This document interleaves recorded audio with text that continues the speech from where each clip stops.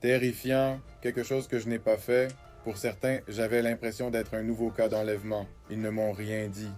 Un rebondissement choquant dans la recherche de Nancy Guthrie, les forces de l'ordre ont arrêté un homme à environ 1 heure de l'endroit où la mère de 84 ans a disparu. Puis, quelques heures plus tard, il est relâché. Maintenant, la recherche continue. Non seulement pour la mère de l'animatrice de l'émission d'aujourd'hui, Savannah Guthrie, mais aussi pour la personne aperçue sur ces images inquiétantes, masquée et armée à la porte de Nancy le matin de sa disparition. Nous sommes sur l'affaire présentée par Law and Crime. Je suis Chris Stewart.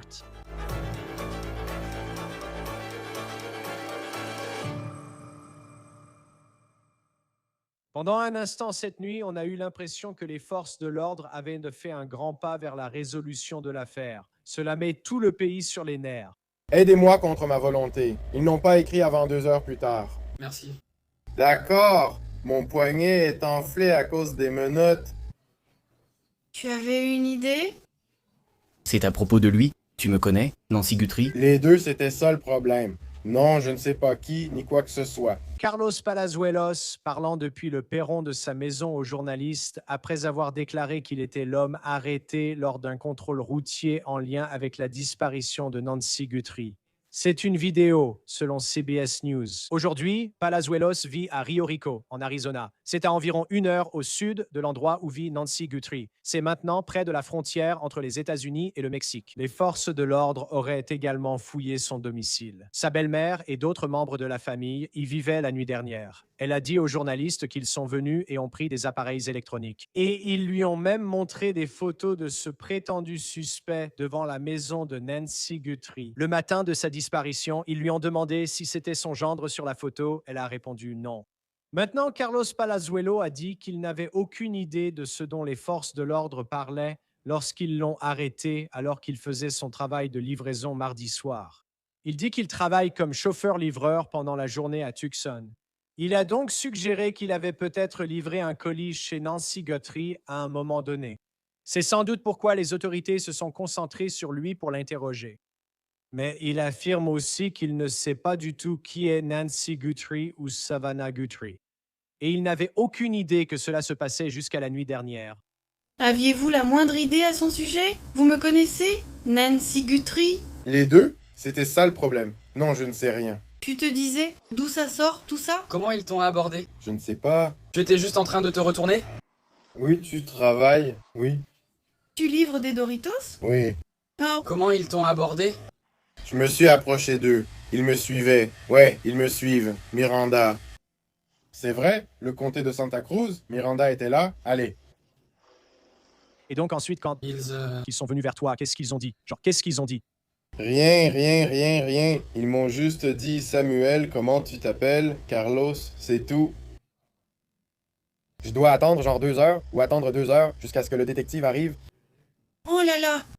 Et quand ils t'ont enfin dit que ça avait un rapport avec un enlèvement, genre quoi? Qu'est-ce que tu pensais? Quoi? Je ne sais même rien du tout. Je suis innocent. Tu veux savoir qui est cette dame? Tu connais Savannah Guthrie? Non, je ne suis pas l'actualité. N'est-ce pas?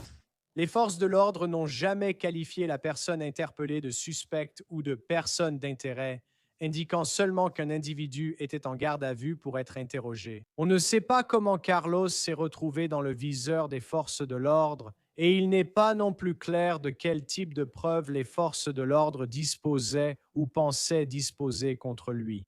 Et il n'est pas non plus clair quel type de preuves ils ont présenté pour obtenir un motif raisonnable permettant à un juge de signer le mandat de perquisition afin qu'il puisse fouiller sa maison en premier lieu. Un outil très important que nous utilisons ici à Law and Crime, Truthfinder nous aide à rechercher des dossiers publics pour nos enquêtes, y compris celle-ci. Truthfinder nous fait gagner du temps pour nous concentrer sur les affaires criminelles, pas la paperasse. Utilisez Truthfinder. Tapez un nom pour accéder à des adresses, antécédents criminels et autres. C'est notre outil de vérification de référence et l'un des plus grands services de recherche aux États-Unis. Avec un abonnement, effectuez des recherches confidentielles illimitées pour vérifier de nouveaux voisins, rencontrer des personnes en ligne ou reprendre contact avec quelqu'un. Vous pouvez même rechercher les délinquants sexuels enregistrés à proximité ou effectuer une vérification de vos propres antécédents. Restez informés, restez en sécurité. Consultez les dossiers publics avec Truthfinder Now sur truthfinder.com/OTC dès maintenant. La belle-mère de Carlos a déclaré aux médias que des membres des forces de l'ordre sont entrés chez elle En fait, selon Carlos, ils ont défoncé la porte puis ils lui ont montré. Ces photos qui ont été publiées hier par le FBI de ce suspect potentiel dans l'affaire de Nancy Guthrie, cette personne qui est décrite comme un individu armé. Vous pouvez voir qu'ils ont ce qui semble être une arme à feu et qu'ils portent ce masque et on les voit à la caméra s'approcher de la maison de Nancy Guthrie. Puis à ce moment-là, ils semblent réaliser qu'il y a une caméra de sonnette et peut-être qu'ils n'étaient pas préparés à cela. Mais cela ne les décourage pas. Ils observent autour d'eux sans sembler déconcertés.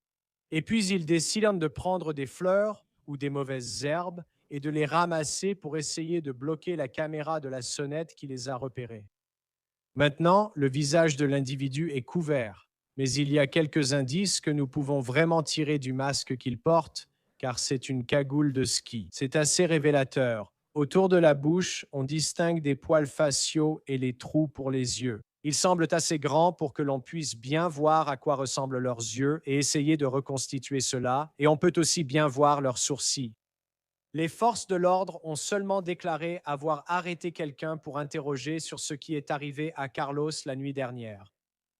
On ne sait pas vraiment s'ils croient encore que Carlos est bien l'homme que l'on voit sur ces images. Il n'est pas non plus clair s'ils considèrent encore que cet homme est lié à cette affaire maintenant qu'il a été relâché. Il est important de préciser que nous ne savons pas si les forces de l'ordre recherchent une seule personne ou plusieurs personnes en lien avec cette affaire. Et nous continuons de surveiller les informations concernant ce compte Bitcoin qui a été lié aux prétendues lettres de rançon envoyées à des médias comme TMZ, puis à des chaînes de télévision locales à Tucson pendant la nuit, Cagion TV. Et c'était un développement majeur que nous suivions. Ils ont rapporté que 300 $ ont été déposés dans le portefeuille Bitcoin qui était lié à ces prétendues lettres de rançon. Ce qui est intéressant, c'est que même s'il est difficile de tracer le Bitcoin, c'est pourquoi vous voyez des criminels. Des experts nous ont conseillé d'utiliser le Bitcoin, notamment pour le blanchiment d'argent. Il est intéressant de voir que vous pouvez consulter le compte, le portefeuille qui était lié à ces prétendues demandes de rançon. TMZ a rapporté qu'il voyait de l'activité dessus. Et ensuite, vous avez la chaîne de télévision locale qui a confirmé cela. Maintenant, les 300 $, cependant, cela soulève des questions. C'est évidemment bien moins que les 6 millions de dollars de rançon que Kagan avait précédemment rapporté. La police n'a pas confirmé l'activité ni identifié qui a versé l'argent sur le compte. J'espère qu'ils attraperont le vrai suspect, car ce n'est pas moi. Qu'ils fassent leur travail, retrouvent le coupable et lavent mon nom pour que je sois enfin tranquille. D'accord, je vais parler de ma famille. Tu es dans nos actualités nationales, je reste ici, tu es mes parents à Tucson. Maintenant, nous savons que l'équipe d'élite de sauvetage d'otages du FBI est en Arizona et nous savons aussi que une équipe du SWAT du comté de Pima a été envoyée hier soir en lien avec l'affaire. Tout cela selon les médias. Concernant Carlos, il a dit que les autorités ont défoncé sa porte et fouillé sa maison. Donc, clairement, ce n'était pas juste une simple perquisition ou le genre de fouille consentie que nous avons vu, par exemple, chez Annie Guthrie ce week-end. Maintenant, de retour à Tucson, alors que tout cela se déroulait, la nuit dernière, nous avons vu des agents du FBI fouiller le quartier d'Annie Guthrie. C'est la fille aînée de Nancy, et Nancy était chez elle pour dîner le soir où elle a disparu. Un membre de la famille a raccompagné Nancy chez elle après le dîner, là où elle vit seule. Bien sûr, le shérif ne dira pas quel membre de la famille a raccompagné Nancy chez elle, mais quelques heures après qu'elle ait été déposée, ce suspect masqué, apparemment armé, est arrivé à sa porte. C'est à ce moment que l'histoire effrayante a débuté. Alors que les recherches continuent, je souhaite de nouveau afficher les numéros à appeler. Si vous avez des informations concernant la disparition de Nancy Guthrie, le FBI offre une récompense de 50 000 $ pour toute information permettant non seulement de la retrouver, mais aussi d'arrêter les personnes présumées responsables. Des panneaux publicitaires ont été installés dans des villes du sud-ouest dans l'espoir que quelqu'un reconnaisse le visage de Nancy Guthrie. Et il se pourrait bien que ce soit cet indice qui permette de résoudre complètement cette affaire.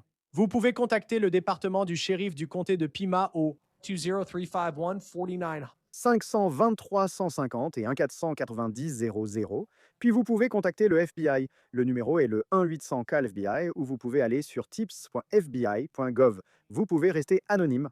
Nous accueille maintenant l'inspecteur retraité de la brigade des homicides, Phil Waters. Merci d'être avec nous sur Law and Crime. C'est une scène fascinante où une personne détenue la nuit dernière tente ensuite de laver son nom. Il dit sur le pas de sa porte, en parlant aux médias, qu'il n'a rien à voir avec cette affaire. Il ne sait même pas qui sont Nancy ou Savannah Guthrie, qui elles sont réellement.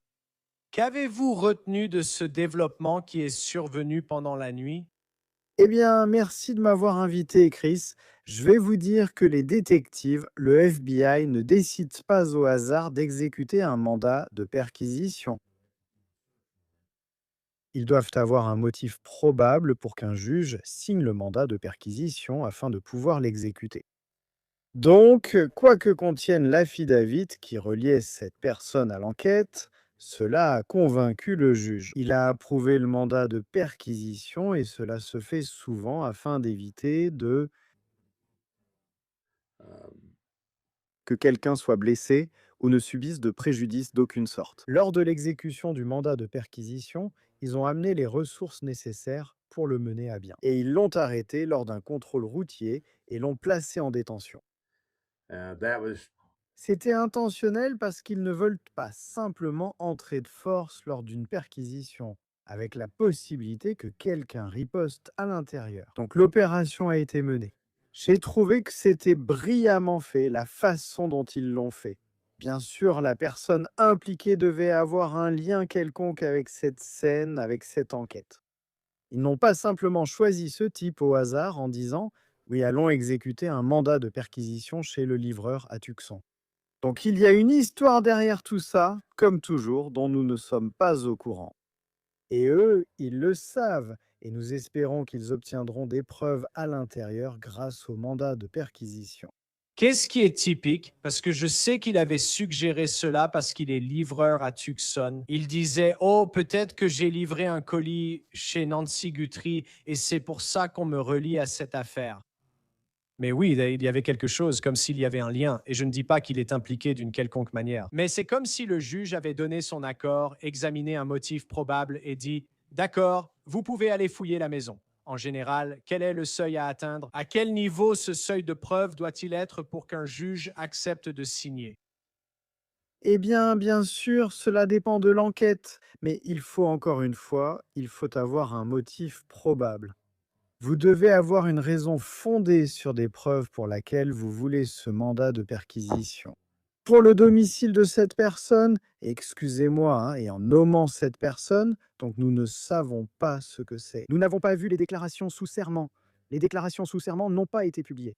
Je suis curieux de savoir ce que contient ce motif probable. Mais il y a quelque chose là, encore une fois, qui a satisfait le juge. Maintenant, rappelez-vous, j'ai exécuté je ne sais combien de centaines de mandats de perquisition. Il y a eu quelques fois où le juge a dit « J'ai besoin d'un peu plus ici, alors je vais signer ça ». Ensuite, vous y retournez, travaillez plus dur et tentez de revenir avec plus d'éléments. Essayez d'y apporter cette qualité précise que le juge demande et faites signer ce mandat de perquisition. Donc je n'ai jamais eu un mandat de perquisition complètement rejeté, peut-être juste un ou deux. Comme je l'ai dit, le juge avait besoin d'un peu plus. Et c'est pareil pour les mandats d'arrêt. Les mêmes critères s'appliquent, donc il faut vraiment avoir, vous savez. Ils appellent ça les 4 coins du mandat de perquisition. Et une fois que ces conditions sont remplies, le juge le signe et le mandat de perquisition est exécuté. Le terme utilisé par les forces de l'ordre était qu'il s'agissait d'un individu qui avait été détenu. Vous savez, ce n'était pas un suspect. Ils n'ont jamais dit qu'il était une personne d'intérêt. Ils n'ont jamais dit qu'il avait été arrêté, mais il s'agissait d'un individu qui avait été détenu. Et ensuite, il a été relâché. Vous savez, en probablement 3 à 4 heures, il semblait que c'était peut-être un peu plus que ça. Mais il est, vous savez, de retour chez lui vers 2 heures du matin pour pouvoir parler à ses membres des médias. Quelles sont généralement les règles concernant la durée pendant laquelle on peut retenir quelqu'un? Et puis, qu'est-ce que vous en déduisez? Il ne semblait pas que ce soit un interrogatoire marathon, vous voyez. Peut-être que ça l'était, mais on dirait simplement qu'il a pu rentrer chez lui à une heure relativement raisonnable, compte tenu de ce qu'il était. Vous savez, être détenu en lien avec... Eh bien sûr, ce sont des choses que nous ne savons pas, et vous savez, cette détention. Je ne fais qu'interpréter les signes extérieurs en observant. Il me semble que le but de le détenir était de permettre une entrée sécurisée dans la maison sans aucun drame à l'intérieur. Et bien sûr, je suppose que maman était là, Elle a été interrogée, ils ont pris selon elle, et c'est probablement valable. Ils ont pris tous les appareils numériques, tous les téléphones, ce genre de choses, et tout autre objet qu'ils auraient pu trouver. Cela servait encore une fois de preuve pour l'enquête. S'ils y ont trouvé quelque chose. Donc il y a une raison pour laquelle nous ne savons tout simplement pas, mais la détention, je pense, vous savez, je n'ai jamais utilisé le terme personne d'intérêt. C'était une émission sur CBS, mais vous savez, dans les rapports, ils seront mentionnés, du moins dans mon domaine.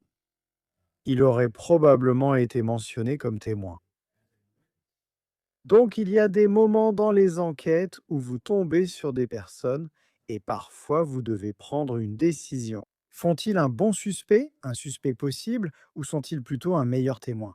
Donc dans ce cas, je dirais simplement qu'il est dans la catégorie des témoins. Et ils avaient suffisamment de motifs raisonnables, encore une fois, pour entrer dans cette maison et en sortir toutes les preuves qu'ils ont pu obtenir. Lorsque vous regardez les images publiées hier par le FBI de cette personne sur le perron de la maison de Nancy Guthrie dans les premières heures du 1er février, qu'est-ce qui vous a marqué en observant leur langage corporel et leurs vêtements? C'était intéressant. C'est le moins qu'on puisse dire. Je pense que la première chose qui saute aux yeux, c'est simplement, en ce qui concerne sa personne, c'était moi les yeux. Il n'y a aucun doute que les yeux sont très significatifs. Et puis, il semblait qu'il avait une moustache. Il semblait qu'il avait un peu de poil sur le visage ici, vous savez, sous la lèvre inférieure. La cagoule ne couvrait pas ce genre de détails, ce qui indiquerait que c'est un homme, et il semblait être soit blanc, soit latino, et les vêtements étaient intéressants. Je pensais avoir eu une affaire où une chose similaire avait été faite, où il m'a semblé qu'il y avait plusieurs couches de vêtements. Donc la veste, parce qu'il avait l'air un peu costaud, mais en même temps, ça avait l'air mou, si tu vois ce que je veux dire. Ça ne ressemblait pas à ça. On voit la veste contre le corps, et puis les gants, on dirait qu'il a peut-être superposé les gants. Ça pourrait être une paire de gants normale, et ensuite il a mis des gants en plastique par-dessus. Donc, et puis l'arme, la façon dont il la porte, c'est cohérent avec la manière dont certains membres de cartel ou des personnes au sud de la frontière aiment porter une arme. Je ne sais pas si ça rappelle Pancho Villa. Écoutez, je ne suis pas sûr de ce qu'ils essaient de faire là. Je ne mettrai certainement pas mon pistolet à cet endroit précis de mon corps. On ne sait jamais ce qui pourrait arriver. Et il est armé, je suppose que c'est le plus important ici. Il est armé, et puis il y a le sac à dos. Donc ma curiosité était, il y avait quoi par rapport à ce que nous savons sur les pacemakers qui peuvent être éteints, ce genre de choses, ou déconnectés du téléphone?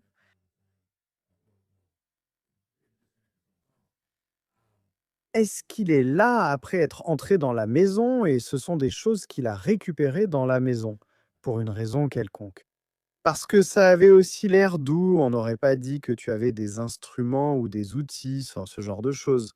Donc, c'est très curieux. Et puis, quand il se rend compte qu'il y a une caméra, il s'approche en baissant la tête. Mais je n'ai pas l'impression qu'il essaie de baisser la tête à cause de la caméra, parce qu'il s'approche franchement et met son visage juste devant. Donc pour moi, il semblait que c'était très sombre. Il fait très sombre dans cette zone. Et il m'a semblé qu'il régulait un peu son allure. Il marchait sur l'allée pour s'assurer de ne pas trébucher, parce que c'est un chemin pavé à cet endroit-là. Et puis quand il arrive sur le porche, dans l'entrée, il regarde vers la gauche, comme s'il regardait quelque chose. Ensuite, il lève les yeux et là, vous savez, on se rend compte, c'est la caméra. Et puis cette histoire d'aller arracher quelques fleurs ou des arbustes ou quelque chose comme ça pour ce qu'il va faire. C'était vraiment étrange, un comportement très bizarre durant tout l'épisode. La partie avec les fleurs était juste bizarre parce que, et tout ça, je veux dire, c'était terrifiant. Fait étrange, la caméra avait déjà vu ton visage et l'a observé. Et puis il se retourne et il tient ses fleurs et tu te dis, tu sais, ça n'a tout simplement pas beaucoup de sens.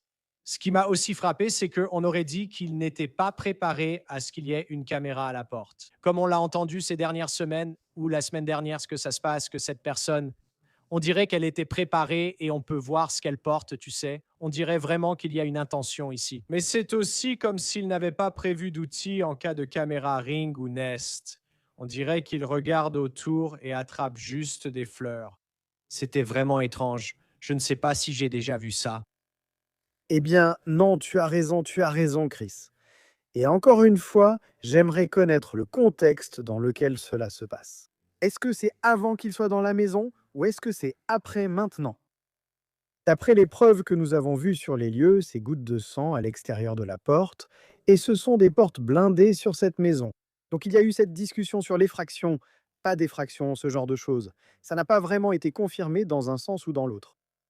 Et puis on a la porte du garage qui s'ouvre et se ferme, je pense au moins une fois, peut-être deux, donc je sais que j'ai une porte de garage là-bas.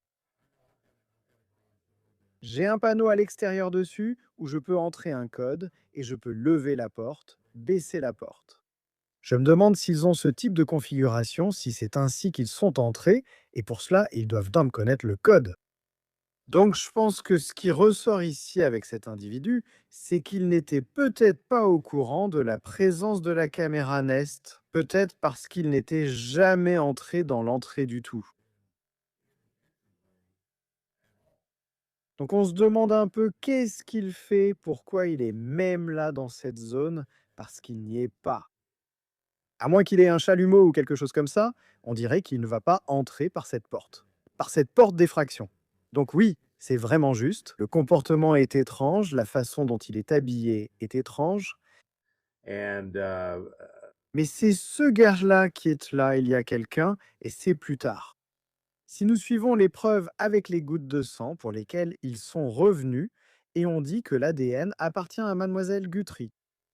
Eh bien, ils ont dû passer par cette porte, donc ils ont déverrouillé la porte de l'intérieur et l'ont fait sortir par là. Et puis les gouttes de sang continuent après l'allée. Donc, vous savez, il faut suivre les preuves dans ces affaires. Et je suis sûr que, et il y a beaucoup de choses que nous ne savons pas. Bien sûr, beaucoup de réponses sont apparues grâce à l'enquête pour les détectives, le bureau et les agents. Donc, c'est le cas. C'est une enquête très intéressante. Du point de vue d'un flic de l'homicide, c'est vraiment passionnant. Je parlais hier soir à un ami à moi, qui est un peu mon complice, un agent du FBI à la retraite. On se disait tous les deux qu'on aimerait vraiment être là-bas. C'est le genre d'affaire d'une carrière, donc très intéressant.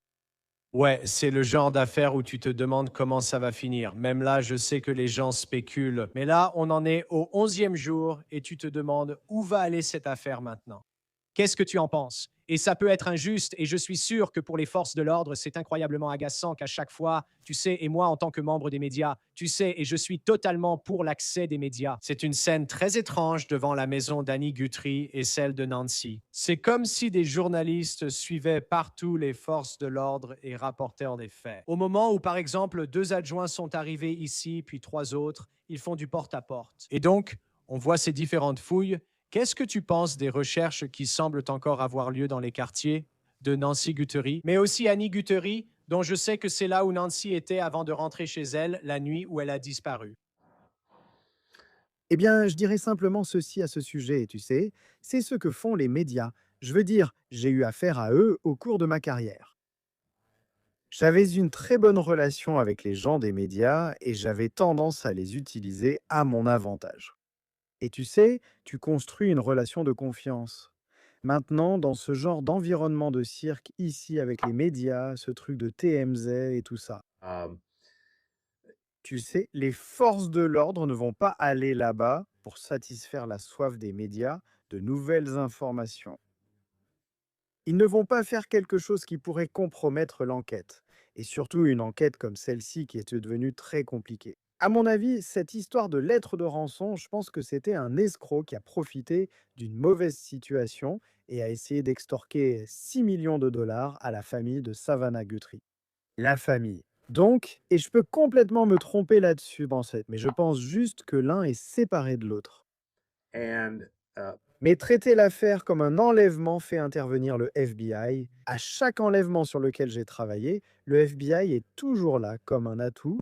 Ils apportent des ressources que les agences locales n'ont pas. Et c'est ce qu'on voit ici. Avec l'examen du nid, les caméras et Google à bord pour les aider, ce genre de choses. Et ça prend du temps, ça prend du temps. Cela et revenir en arrière pour soit exécuter des consentements de perquisition sur la propriété d'Annie ou d'autres propriétés, soit revenir et exécuter des mandats de perquisition. Ce genre de choses, ces choses prennent du temps et je dois y croire. Ayant mené ce genre d'enquête, ils reçoivent certains types d'informations qui les ramènent dans ces différentes zones. Vous savez, quand ils sont revenus pour la première fois sur la scène d'origine, cette première fois, les agents voulaient revenir, le FBI voulait revenir. Et il m'a semblé qu'ils faisaient plutôt une fouille extérieure du périmètre autour de la propriété. Ils ont aussi amené un chien, sûrement un chien détecteur de cadavres. Ensuite, vous les avez vus revenir et sonder le système septique, etc. Donc, au fur et à mesure qu'ils reçoivent des informations, qu'ils obtiennent différents indices, qu'ils recueillent des preuves qui les mènent là où ils doivent aller, ils font preuve de diligence en allant sur place pour s'assurer que ces choses sont bien faites. Et les médias vont obtenir ce qu'on leur donne. Les médias peuvent courir dans tous les sens, affoler, et tout ce genre de choses. Et vous savez, ça en arrive à un point où les médias parlent juste pour parler.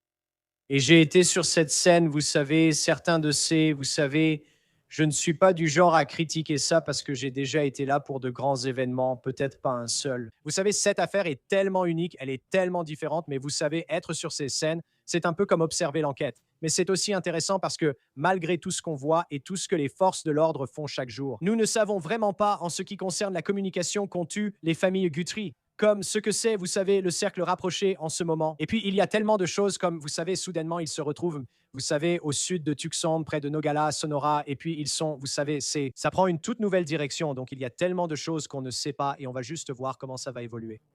Phil Waters, merci comme toujours d'être avec nous.